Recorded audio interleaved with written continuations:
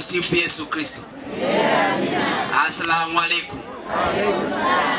Aliyoko mbele yenu ni kijana wenu Nyihita Wilfred Nyihita. Ruhu ni nyumbani. Mimi miaka ya nyuma nilikuwa mfanyabiashara ya dagaa. Hapa ndo ilikuwa kambi yangu. Kwa hiyo ukiniambia Kinyarwi, Kuisense ni maeneo ambayo nilikuwa nazunguka sana. Hiyo ilikuwa ni miaka ya 2000. Sasa leo linapotukuta jambo kama hili, hatuna budi kukutana wote kwa pamoja, kwa sababu hili lina kwetu sote. Ndugu yangu hapa Mheshimiwa Diwani, ni hivi karibuni tu haijamaliza hata wiki walipatwa na msiba, alinitaarifu. Lakini haijamalizika tena wiki wamepata msiba mwingine. Kama familia niliwiwa kuguswa, nikasema lazima nifike. Haijalishi niko umbali gani, lakini nitasafiri nifike. Kwa hiyo nitumie nafasi hii ndugu zangu kuwapeni pole sana kwa msiba huu mzito wa kuondokewa na mpendwa wetu. Kijana wetu alikuwa bado umri wake ni mdogo sana. Tulikuwa bado tunamhitaji, lakini Mungu amempenda zaidi. Nikirejea kwenye maneno ya Mungu yanasema, siku za mwanadamu aliyezaliwa na mke na mwanamke si nyingi. Hakika leo limetimia kwa binti yetu.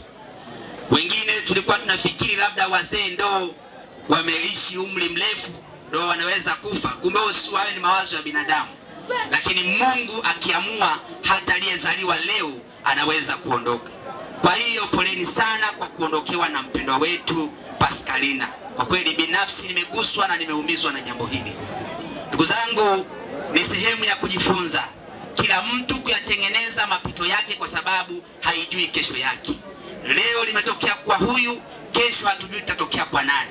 Kwa hiyo wale ambao tunamjua Mwenyezi Mungu, basi ipo sababu ya kutengeneza njia zetu. Maana neno la Mungu linasema kila nafsi itayaonja mauti. Kwa hiyo leo niko hapa, nafsi yangu itaonja mauti, nafsi yako itaonja mauti. Hakuna atakayeishi milele.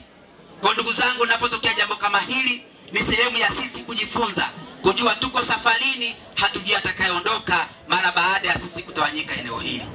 Ndugu zangu, wakati pia nakuja hapa kama mwanafamilia, Mheshimiwa Diwani aliniambia kuna changamoto inaendelea, lakini yupo mtendaji wa kijiji cha hapa anasema hadi naogopa kuwakamatia watu, kwa sababu uchumi wetu tunategemea ziwa na hali ya hewa imekuwa ni ngumu, fedha hatuna, wananchi wanahangaika. Hata hiyo 2500 inayozungumziwa kuipata ni kazi. Kwa kweli jambo hilo pia linigusa sana.